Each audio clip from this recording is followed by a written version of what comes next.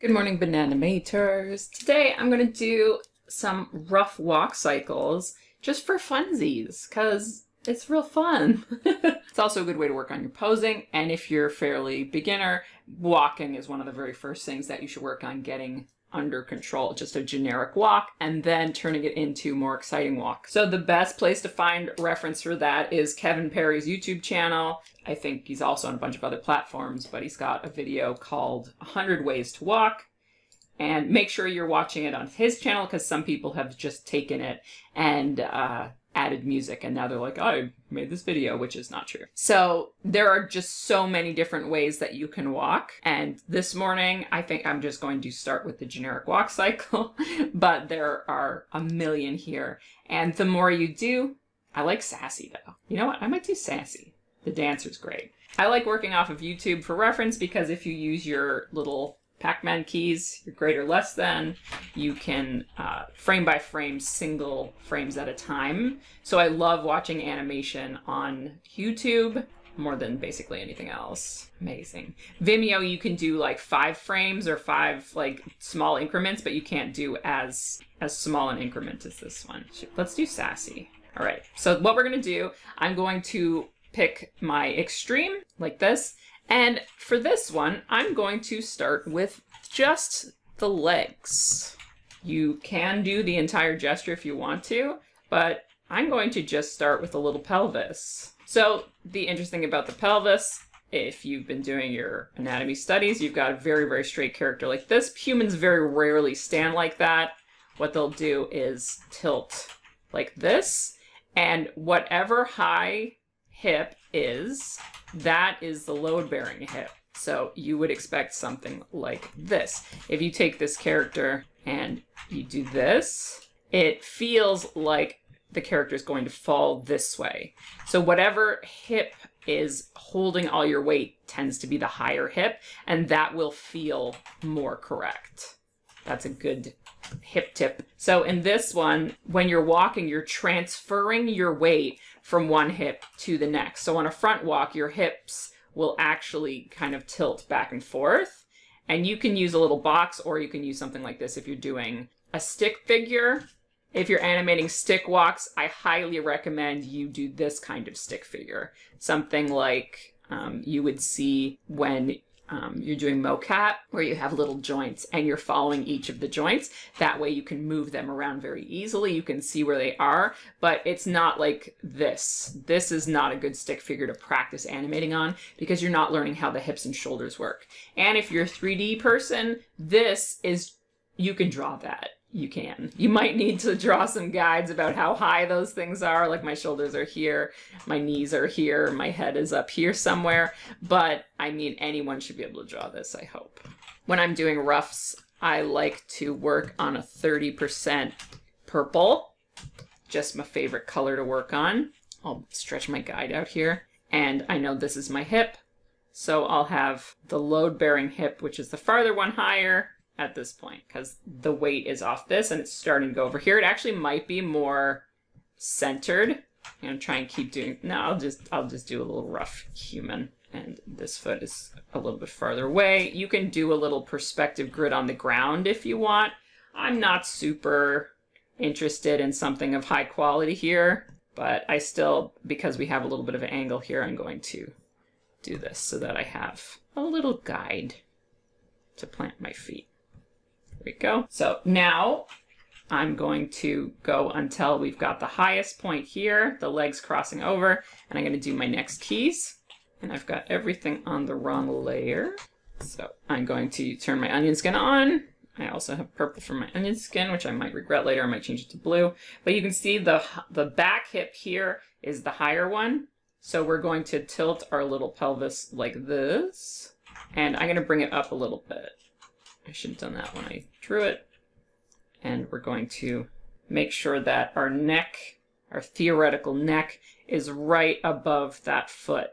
If you find drawing things that are like human shaped, like I said for this, if you find drawing real anatomy difficult, you can just start with and you can do a paddle hand. So just this sort of shape for the hand. giving the palm a little bit of thickness and the fingers a little bit of thickness. I highly recommend doing something like this over not figuring them out, because then you're learning more. But I love figure drawing, so I've got lots and lots of experience drawing a figure looking like a human, but this is not the right way. That's one thing I like to emphasize whenever I'm doing anything, is there's no right way to do this stuff. It's about describing the form in the most convenient way for you.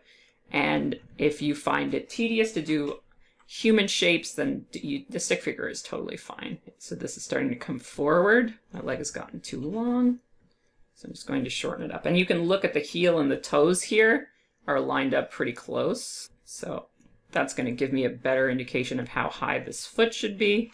And we can take a look and see if that's working. This could even be a little bit higher. Here's our extreme. It's kind of a toss-up between here and here where we want to do it. I think I'm going to transfer the weight over onto that front foot. So again, our hips are going to be lower and more in line with one another as the weight is transferred from one foot to the other. And that's the difference between a walk and a run. In a walk, at least one of your feet must be touching the ground. So this one I think I came out too far with, so I'm going to go back, shorten it a little. Put the foot on our little grid there, and we can see the bottom of the foot, but we'll draw a little shadow so that future me cleaning this up knows that this is the bottom of the foot we're looking at. And then we will take a look. The back hip, the toe is in line with the back hip. Always look for those sight lines to give yourself an easier way to find things. Because if you're guessing and checking, that's one thing. But being able to just drop a little plumb line, oh, butt and toes right in line with each other, having that reference is going to make it go much faster. And then this is fairly straight. There you go. I'm going to exaggerate the straights a little bit. Right, next one. And again, you can see all the weight is on this leg here, and this hip is higher. So I'm going to raise my hips up. I'm going to bring the near one higher, closer to the camera. It's going to go back along this direction here. We can see that the knee is just ahead of the toe. My foot's a little flat. Toe goes up. Knee's a little bit ahead, not too much. And then going back, and you can see just the tail end of it here.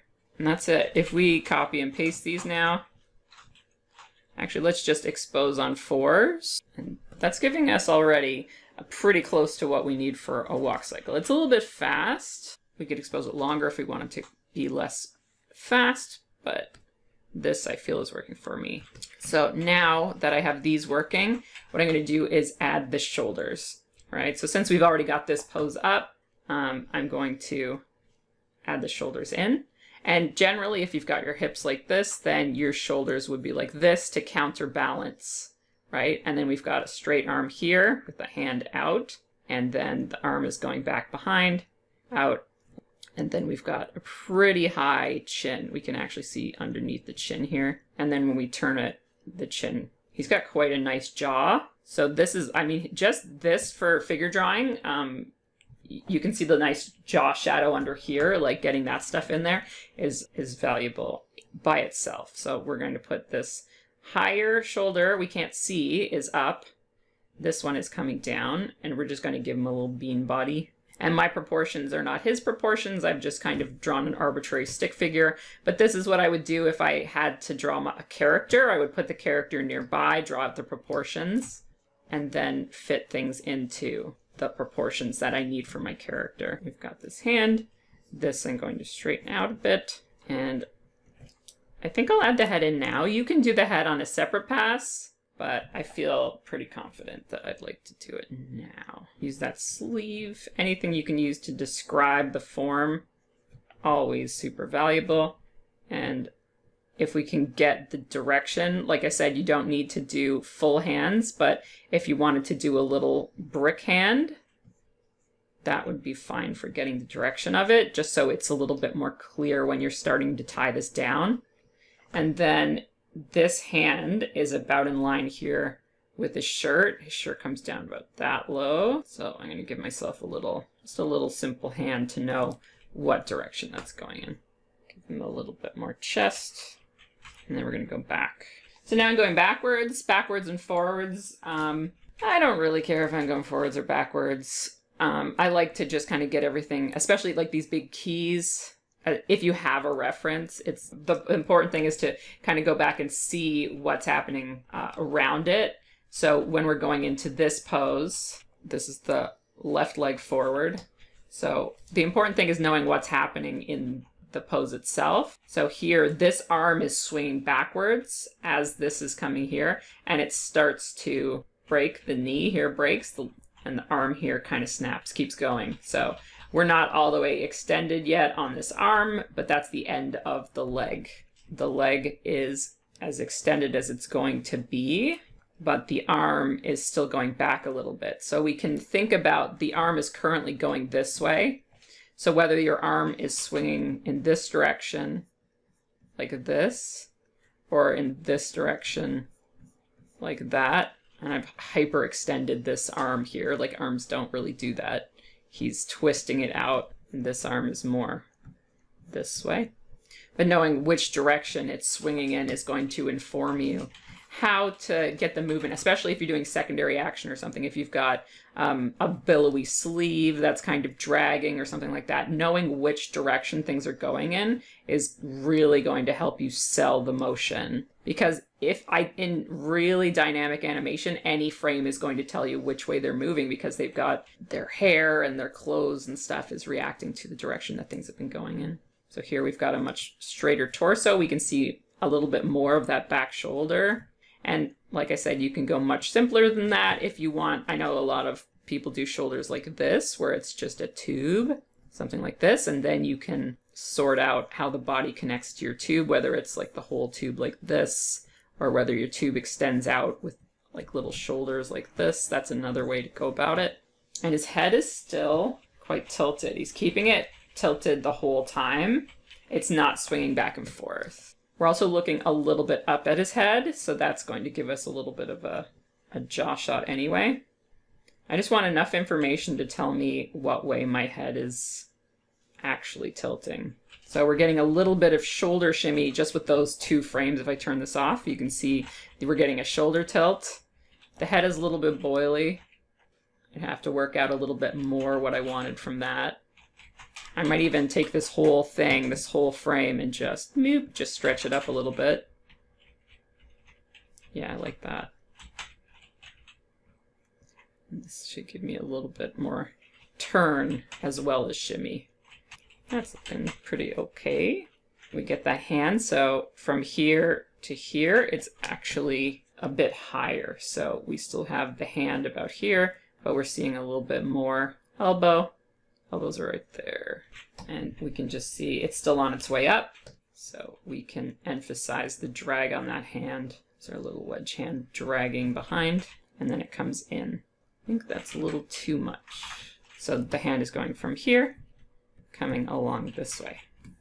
We'll fix the little volumes and stuff as we go. So here we got that back leg up. I've given him a little bit extra curve. That's something I can file off there, those leg curves. Unless I wanted it to be a character with more curvaceous body, which is doable. That back shoulder is real low here, and we're seeing a lot of the side of the body. So what I'm going to do is just draw the body in, think about the depth of it, and I can add that shadow in here. And again, we want to think about what this hand is doing. So it's on its way down, but it's on its way down from quite far towards us. You can see out here, this is towards us. And then it's pulling back towards the hip. This stuff is so useful, these videos. Like, you should definitely go check out his channel and like and subscribe and all those things that internet people ask you to do, because this stuff is super useful. Having reference that you can just frame by frame in so many different ways. And it's so fun as well. And the last one, we want to look at that like the hand movement. Do you see how it's coming up? And then breaking and then coming back towards the hip. It's quite wide. And this one is... If I was doing this and I didn't need to do it for like a fairly succinct time, like I don't want this video to take me 2 or 3 hours to do, I would definitely do 8 or more poses, because there's even, like, the hands have their own extremes. So I would do the leg extremes and also the hand extremes. And that would give you an even better rendition of this walk. I'm going to put it, this time I'm going to put it on 6s. Set exposure to 6. And I live near a train. Can you hear it? There we go. So with 4 drawings here, we have most of a walk cycle. And then I would just lighten it down, do my next pass. I would think about, I would kind of put this away, bring this here like this, and then I would think about the character that I'm doing. So I would go in and make sure that I'm really meeting the proportions and stuff of the character that I was doing. And in this case, because this is just a fun exercise, I'm just going to see how much I could stylize this by bringing in some very precise straights and curves, seeing where, like, how I can simplify this character down to the absolute basic pieces. And this is something you don't get to play around with a lot when you're doing studio work because you have to get it done. But when you're doing stuff in your own time, you get to just do whatever you want. And that's just the funnest. So I'm about 25 minutes. Don't want to spend more than an hour on this, but I feel like an hour is enough time to do some clean, a little bit cleaner. So this part's coming out. This is super duper straight. So what I gotta do is, if I want to keep this straight, I gotta bring some shoulder around. Really focus on the proportions, like keeping the lengths of these legs and stuff a little bit closer. Do a little stirrup feet. That'll help me figure it out. A little stirrup is very helpful. We can use the shirt to describe this hip tilt a little bit. This hip shoulder drops and this one picks up. And I think I want his head a little bit less tilted here. So when you start animating, you might have trouble digging through all these lines. You get a better eye for looking at, like, I almost think of, like, especially if I'm doing something very complicated, when I'm doing in-betweens, I think of, like, my left eye is looking at one part and my right eye is looking at the other part. That's not literally how it is, but I kind of think, like, purple is on my left and yellow is on my right. And that's how because I usually set it up purple-yellow. I find green and red, like, confusing and hard to look at. So I'll kind of remember, if it's going left to right, I'll think, okay, purple's on my left. Or if I'm thinking in terms of time, purple's on my left, because on your timeline, left is earlier and right is later. So that's how I keep track of it in my brain. But it is something that you get better at. When you're first starting out, just in-betweening a ball is an absolute fantastic exercise. You're getting used to strengthening the muscles in your brain that are keeping track of the different things, the different movements, the different shapes, and keeping track of which one's ahead and which one's behind. We'll turn this off and see how that's working. Oh, we haven't done one yet. This one. Okay, we're at 30 minutes. Like I said, I want to keep it to an hour, but I think I can do it. So again, this is starting to come behind the shoulder. And we're going to bring this one around. I think we're looking down at this. So I'm just dragging everything into the perspective that I'm working with to the best of my ability. There we go. So that hand, again, going back to that box motion, thinking about how it's turning around like this. This one here, we can keep a little bit closed. We'll keep that as a fist. We'll just do fists. So this one's being dragged by the elbow almost, which is an interesting angle. All right, so that chest swell doesn't feel like a turn. Feels like a weird swell. We're gonna fix that. And I'm just gonna watch each joint. I'm looking at my feet, I'm looking at my knees, my hips, my elbows, shoulders, and the head. So I've got a little bit of a head tilt that I like. This is working okay. So take this one from the end, and I'm just going to do a quick in-between of all of these, and hopefully I can do that in 28 minutes. I think I can. In-betweening I find is a little bit easier than setting up your keys. Your keys are definitely, you want to spend as much time as they ask you to take. You don't want to rush them. You want to clean them up really nicely before you start doing this. This is as clean as I plan to go. And then we think about, when we're doing in-betweens, we think about, like, actually what's happening in between this. So we're going from here, this is coming down this way, and our shoulder is rotating backwards. So we're going to make sure that our shoulder's not just moving backwards, but also rotating as it comes backwards.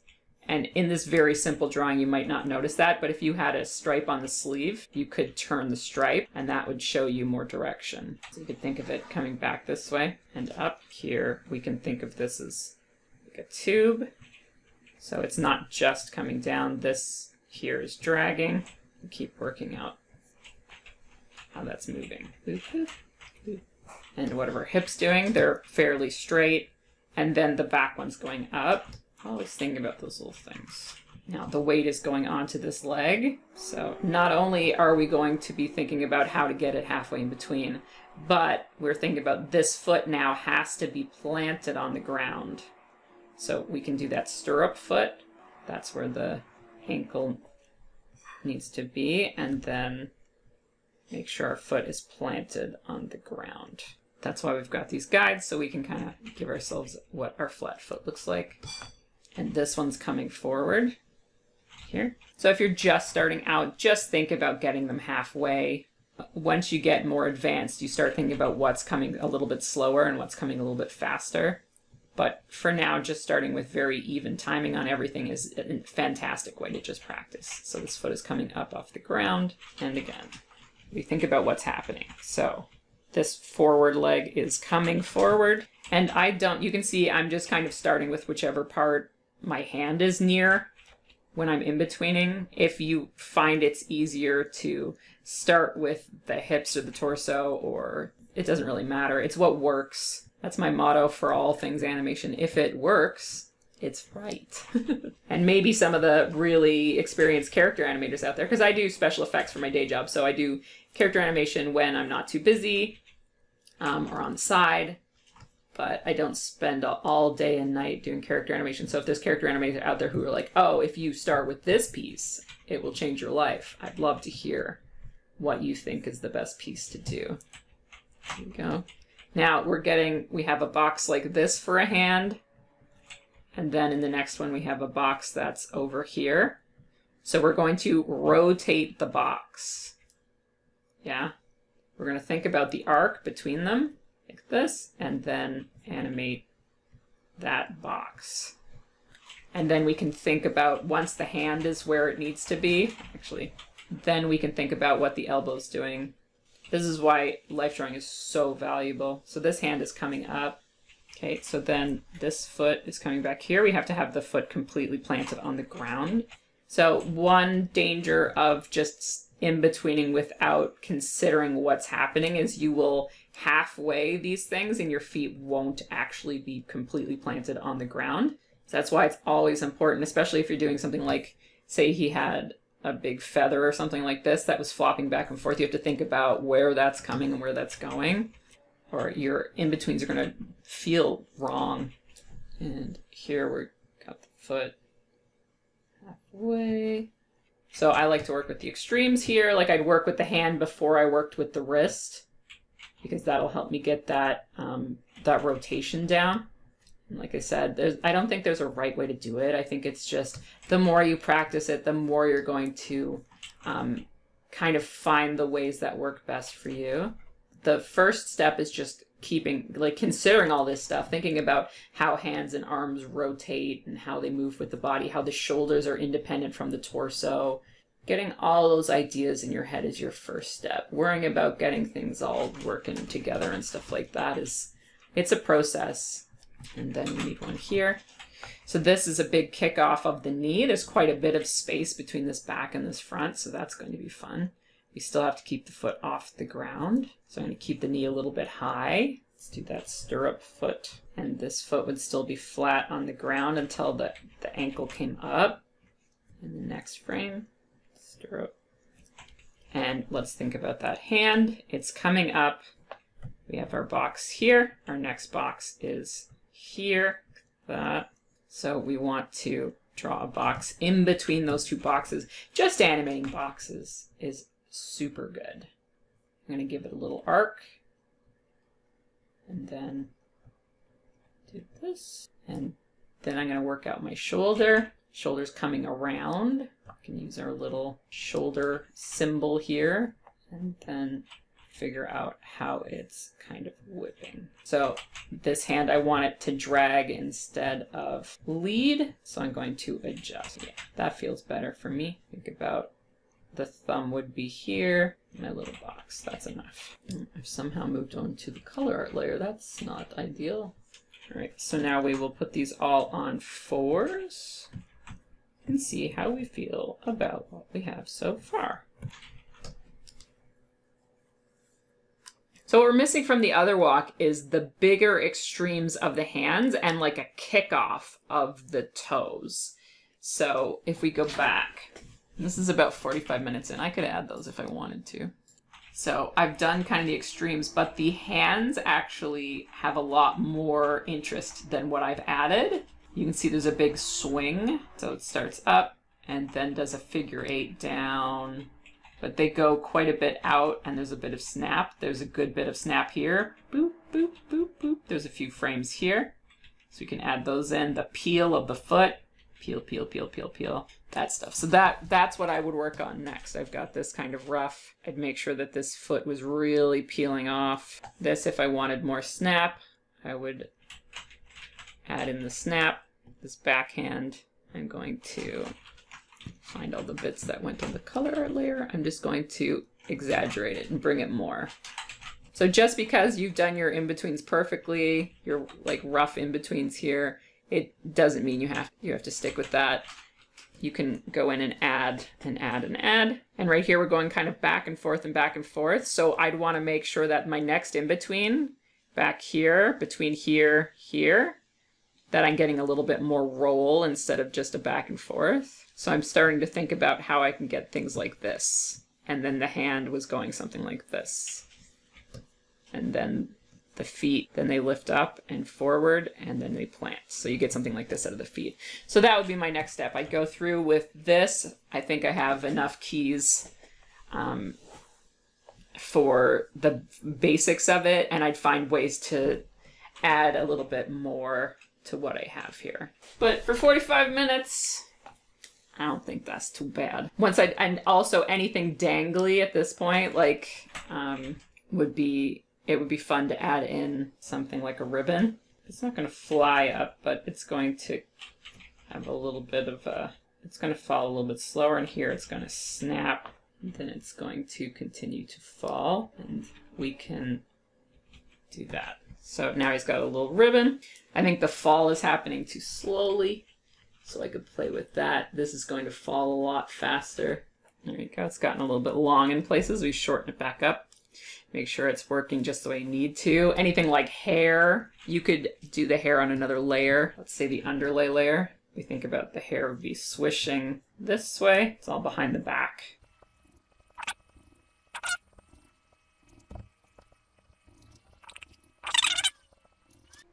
That's not too bad. So let's take a look at that. Swishy swish. And if we wanted to, we could turn down our purples, our rough. We could turn down our other thing, and we can start looking at just the hair. Because we've put it as a different color, we're able to isolate it like this, and we could look, the swing back and forth there feels nice to me. So I would work on making sure that the volume and the shape is working with our design. And little by little, you're building up this character and adding more and more and more. Okay, so that's how I would approach practicing walk cycles from reference. Kevin Perry stuff is the perfect place to go and just find different walks. Don't feel obligated to make it look super human shaped. Just work on this, something like this. Whatever your character is, draw yourself a little, something like this. Perfectly good. Give yourself little wedge feet, little paddle hands. This guy's big muscle guy. Yeah, you could even just animate, like give this guy a cube for a head and give him the tube shoulders and the pelvic basket, and that's plenty. Something like this. Give yourself little joint marks. It's perfect for keeping your lengths as long as they need to, and then you can bulk this up as you go with all the pieces that you need of a character. Move, move, move, move, move. Once your skeleton is working, give him a shark back. Give him some big horns. He kind of looks like an insect creature person. Give him some little carapace bits. Yeah, I will get you. If you have some sort of insect villain, I don't know. But you don't need to draw the whole thing like super clean. You don't need it to be as people-shaped as I like to do it. You can go with this person and that's fine. You can, whatever your character's sort of proportions are like, if you have a character like this with quite wide hips, that's going to be another type of animation story that you need to approach in a different way. But just stick people is fine, right? So that's it. I think I might do another one of these tomorrow morning. I gotta do a bunch of videos, but I had a lot of fun doing this. Let me just loop it. But this is a really fun exercise. It's super useful. If you can get your different characters doing different unique walks, that's a really fun thing to add to your repertoire. So that's it for now. Like, share, subscribe, all those things internet people ask you to do, and I will see you in the next video.